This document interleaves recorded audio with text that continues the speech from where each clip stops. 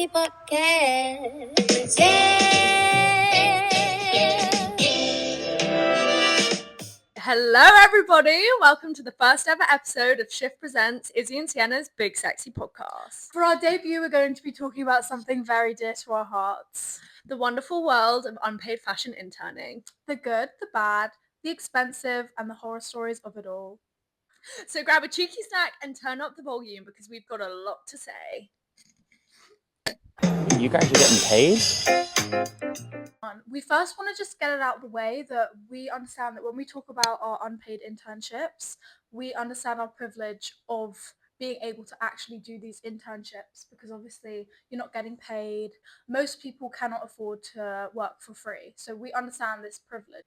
There was actually a study by University of Cincinnati in 2020 that revealed... What did they reveal, Sienna? 77.8% of fashion interns required financial assistance from their parents to complete their unpaid internships.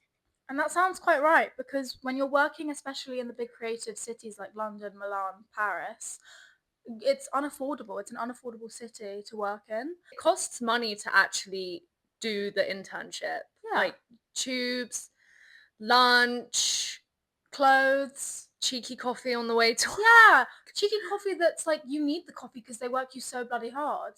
And like obviously some internships pay expenses, but like for me personally, my expenses didn't actually cover the amount that I was spending on completing the internship. Yeah.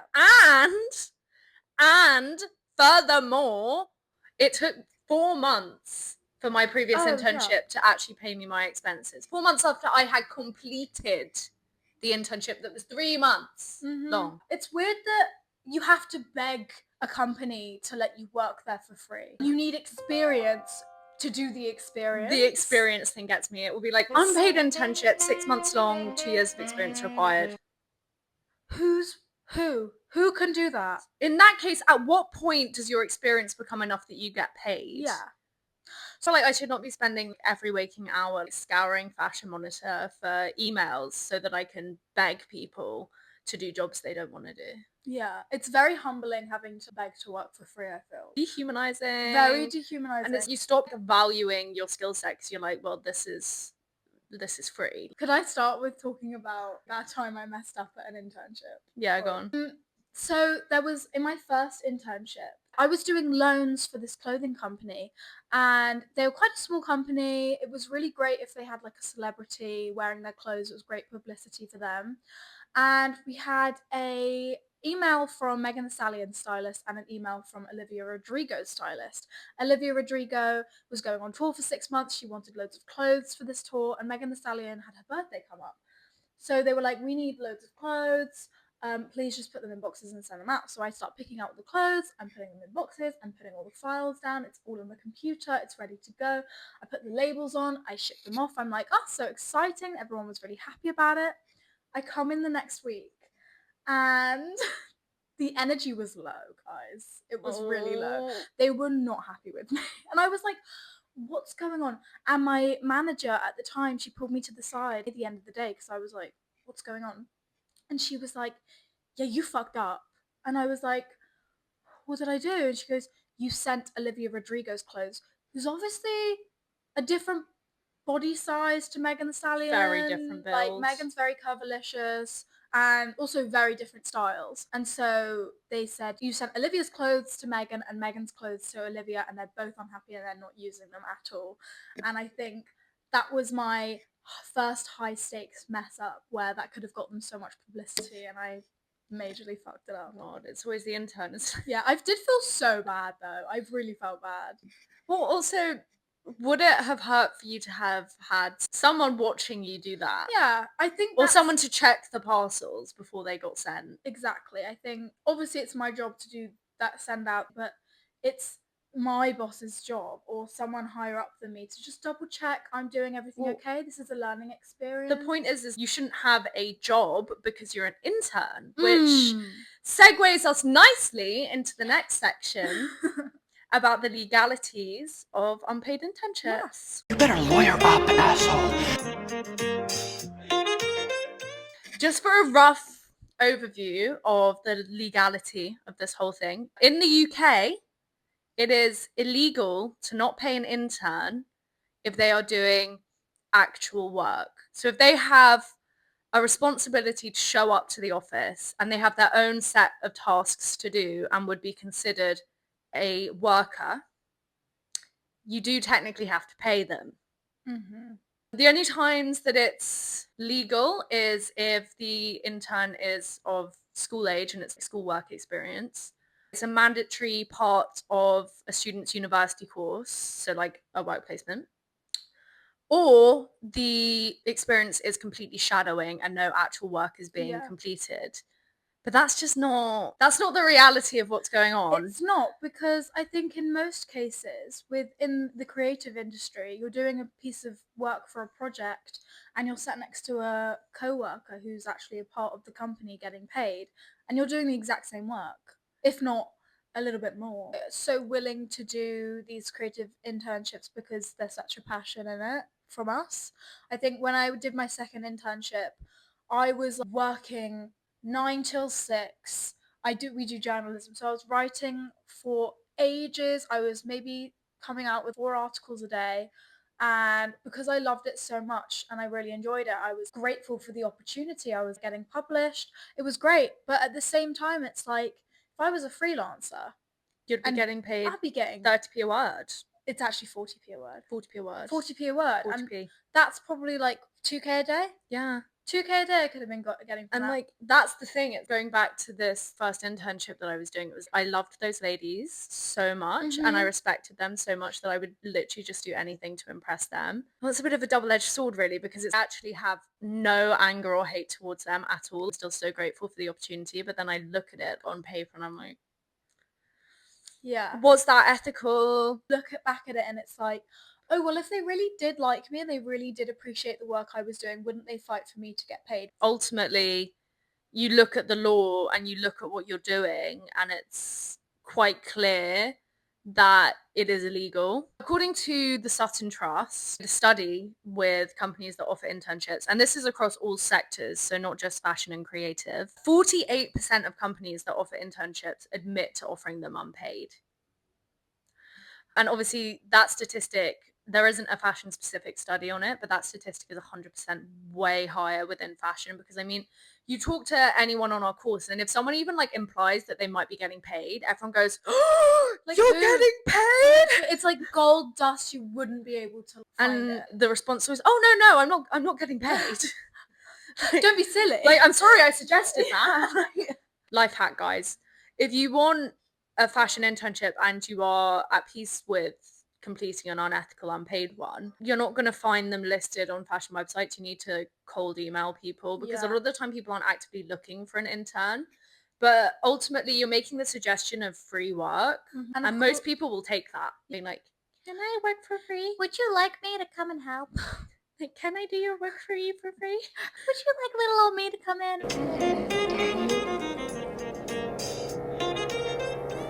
This is going to be my favourite segment. We love to gossip about our horrible experiences. We love to whine over here. We do. We are such whine. We're sulky. I think these are worth whining about. Yeah, so bringing on to the next segment, internship horror stories. Ooh. That was a spooky ghost noise if you didn't catch on to it. Thank you. I have a horror story. This is like horror. Horror. Oh my god, I have nightmares from this and I think about this whilst I lay in bed at night. I was working at a clothing company, very small, and they were coming out with a new collection, and they have models come in to try on the entire collection to pitch it to Selfridges, Kith, Net-a-Porter.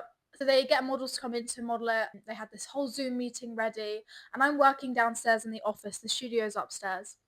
And I'm just doing my work and everyone's kind of like rushing around everywhere, really panicked, and I hear like the model's not coming, the model's ill, something like that. So they're like, oh my god, we need someone to try on all these clothes for this meeting. And I'm literally in the middle of doing my work and they come up to me and be like, we've got a meeting in 5 minutes. Do you mind coming up and helping us? And bear in mind, this company's clothes, not entirely my style. So hadn't shaved that day, wasn't fake tanned, hair looked a mess. Like I couldn't have felt uglier. Their clothes I would put in the category of slightly slaggy, going out in Miami. I feel like it's very Miami girl. It's very for a sexier woman. It's like, how little of my boob am I able to cover? Yeah. Anyway, so and they've come out with like this whole latex collection. They're not ready to be sent out yet. This is just the collection they've made. And so they warned me before trying everything on. By the way, when you put on the latex clothes, be careful, they snap really easily because these aren't the finished product. Keep in mind, this is 18-year-old Izzy trying on latex. Freshly 18 Izzy about to go stand in front of all these business people and they'll approve me. They'll prove what I'm wearing. Like 18-year-old Izzy making her debut in fetish wear. Yes, exactly. Oh, it's horrible. I put on the latex red dress and it's a mini dress. And I walk and I walk and I walk and I'm showing, and you know, as you walk and a dress kind of rides up, it's a bit tight. I, out of instinct, just shimmied it down a bit. Like Bella Hadid in the Off-White show in that blue strapless dress. Yep, thank you very much, good reference. Shimmied it down, snapped. Whole. Were your yits out? My yits were out. And I literally ran across and they were like, oh, so sorry. And low-key, they were mad at me. That is like beyond embarrassing. Like that, I would put that in the category of ultimate humiliation. It's like a humiliation trial. Yeah. It felt like it. And it was also just not my job. And I also had to stay after 6 p.m. because I finished at 6. I stayed till 8 doing this meeting. If that had been a few weeks prior, I think that would have actually been illegal. Yeah, so true. I don't know. I don't think people understand the dark and dingy world of being a stylist assistant because it's a whole another thing. When you see Devil Wears Prada type stuff, that is not being Anna Wintour's assistant, that's being a stylist assistant. I had just this giant suitcase that they loaned me that already weighed probably 5 kilograms, just empty. This one time I had accidentally not brought the suitcase with me because I was told that I wasn't doing collections that day. And so I just had the laundry bag in case I had to do like 1 or 2.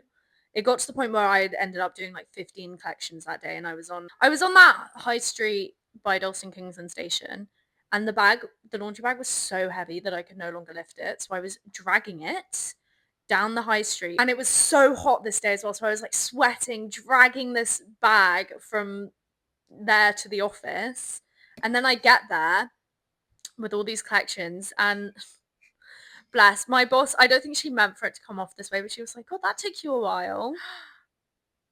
Shut up. Yeah. Shut up. Yeah, it did. It did take me a while.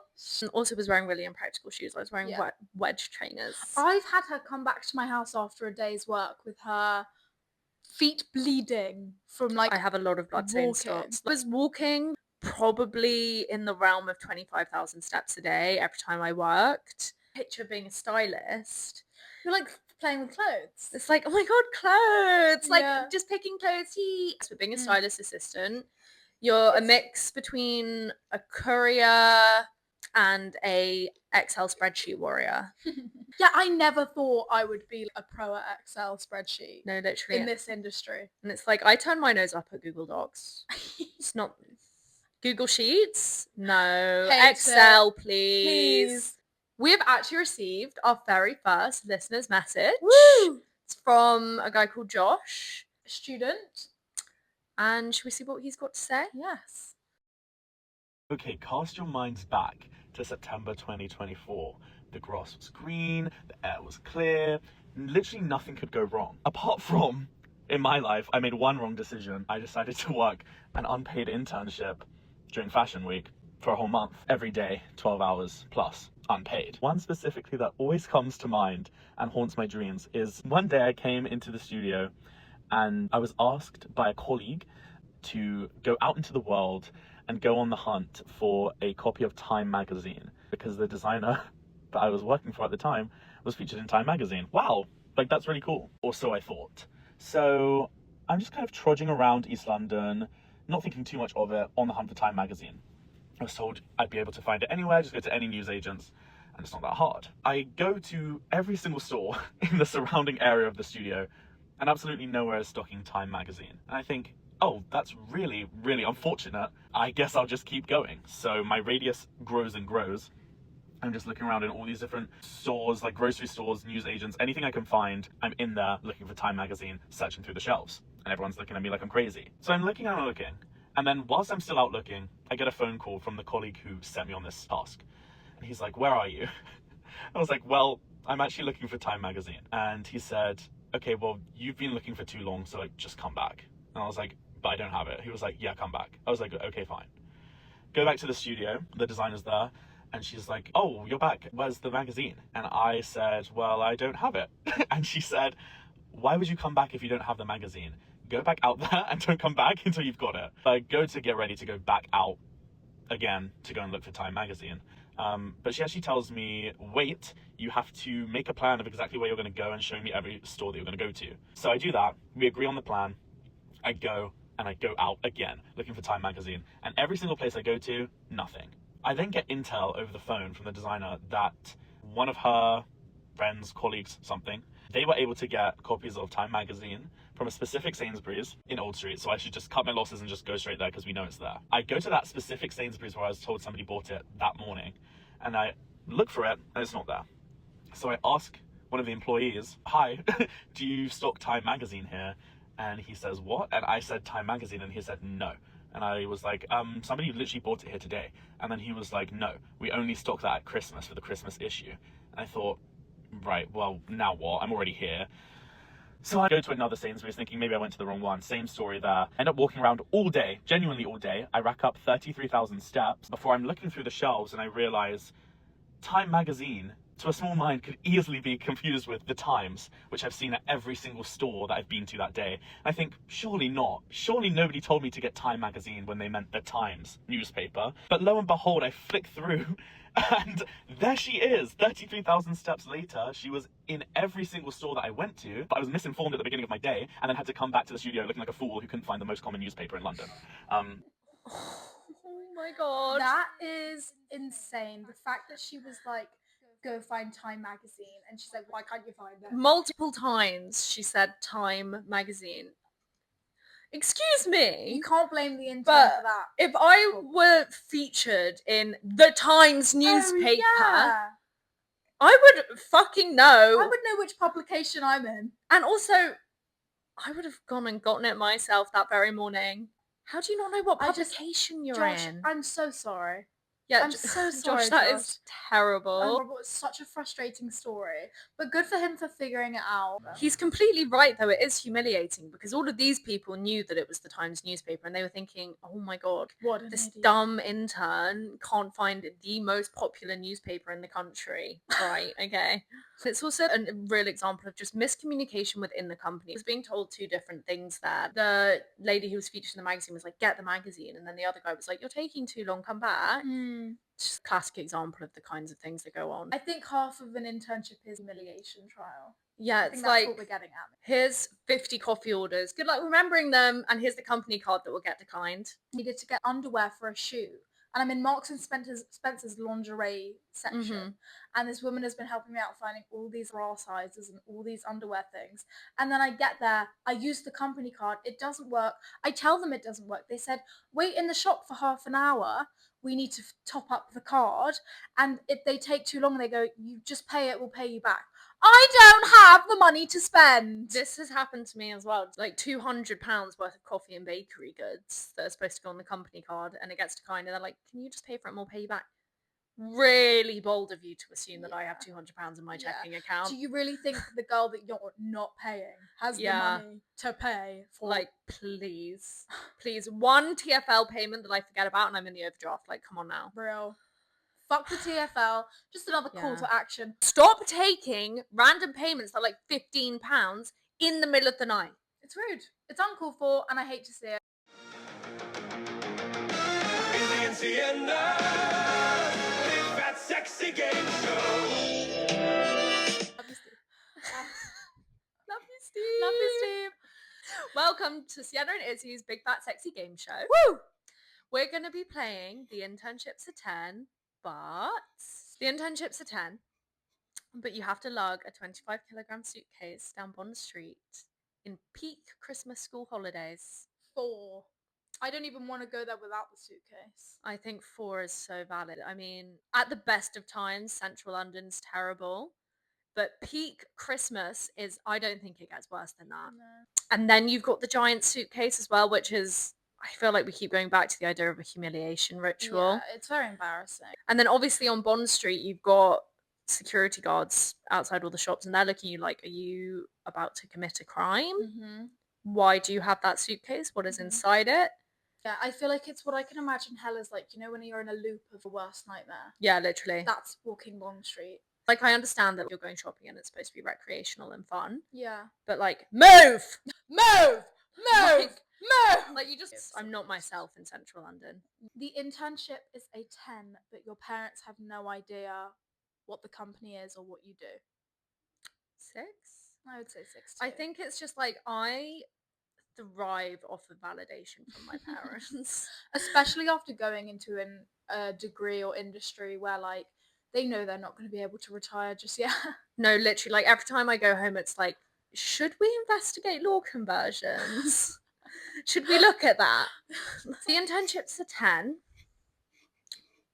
but you're completing the internship at the same time as a try-hard, cutthroat intern. I've dealt with this before. I'd give this a solid 5. Yeah, I think a Just 5. makes the day harder. It brings down the experience, and it also, there's nothing that annoys me more than someone trying to one-up me. I've been in a meeting with another intern at a company where I've been explaining something, speaking aloud, which is nervous anyway because you're an intern and all these people are kind of looking at you like, what has this bitch got to say? And the girl fucking interrupted me, the other intern, and I said chaperone. She goes, it's actually pronounced scaparelli. Actually, fuck off. Better off being friends with a successful person than being enemies with someone for the sake of being more successful than them. Exactly, what a lovely way to put it. Miss Poetry. The internship's a 10, but it's in Woolwich. 2. No one wants to go to Woolwich. I hate the DLR. No one's going on the DLR unless they're a child that wants an amusement ride in the middle of Like, London. it's... Why? Who even thought that up? It's so slow. So slow. The vibe is off. Like, it's out of whack on the DLR. It's kind of alien because it's when it's outside, which I always find so funny. The overground always like spooks me a bit because I'm like, No, love the overground. but no, of course, love it because it's the overground. But the DLR, it's like the weird cousin of the overground. I mean, I'm doing an unpaid internship just to like put having to get the DLR on top of that every day. It doesn't sound like a big deal, but it is. Coincides with the whole humiliation trial, I feel. Complete side note, I've been thinking recently with the new Devil Wears Prada film coming up, there is no way in hell that Andy would have gotten that job. Absolutely correct. Her parents didn't know anyone in the fashion industry. Like, your parents weren't boogieing with like Miranda Priestley. Yeah, exactly. And like, furthermore, Andy doesn't mention any unpaid work. The more I think about it, the more I'm siding with Emily. She worked her bum off. She didn't get to go to Paris. This girl who just wanders in, Doesn't know a thing. judges the fashion industry. You know, if I were Emily, I would assume that Andy was a Nepo baby. Yes. In the first movie, I do think they portray interns or working in the fashion industry very realistically. Yeah, I think people think that it's like, haha, like this is satirical, it's exaggerated. I would say, if anything, it's a nicer presentation because everyone's getting paid. Yeah. Like, they do a really good job at the kind of like ridiculous tasks, like walking the dogs. Steak and at her desk by and like 5. I need 10 or 15 skirts from Calvin Klein with absolutely no other context. Yeah, like what skirts? Like, it is, it's true to the experience, I'd say. Which is So we're nearing the end of our podcast debut. woo. And I think we just need to wrap up with some thoughts about, is this ever going to change?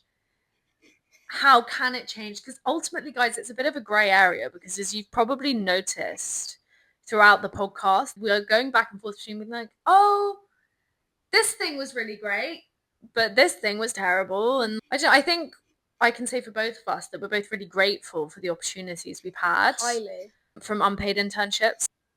we're hoping in the future more laws are put in place for this and interns will get treated better, but I think it's looked at such a rite of passage that it's kind of a full circle experience. Like, people complete these unpaid internships and then end up further down the line in actual paid roles higher up in a company. And it's easy to forget once you're in that position that how unpleasant it was, and you just kind of think like, oh, well, I had to do that. That was something that I did. It's okay that other people have to do it too.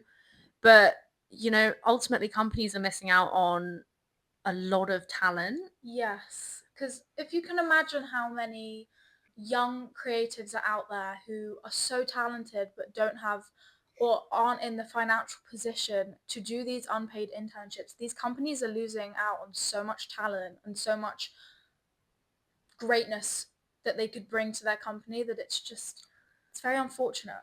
And then it's, you know, like, I'm sat here now thinking, we contributing to the issue by taking this unpaid work? Exactly. And I think the honest answer is yeah. Because the more that people continue to take unpaid internships, the more it's normalized and people are like, oh, well, everyone does this, it's fine. And those people that can't afford to do it continue to be excluded. Yeah. It's this really weird thing where people view pain and anguish as really chic.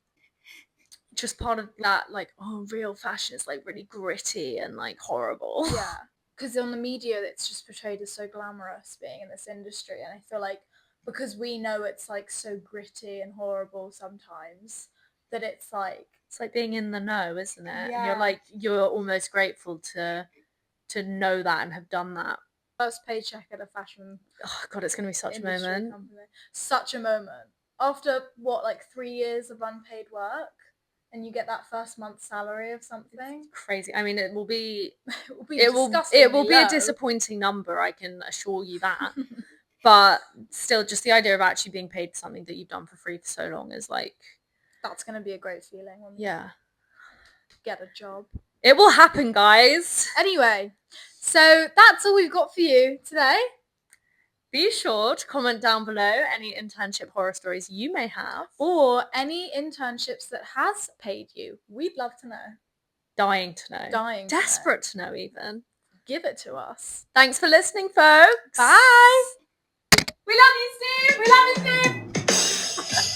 you, Steve.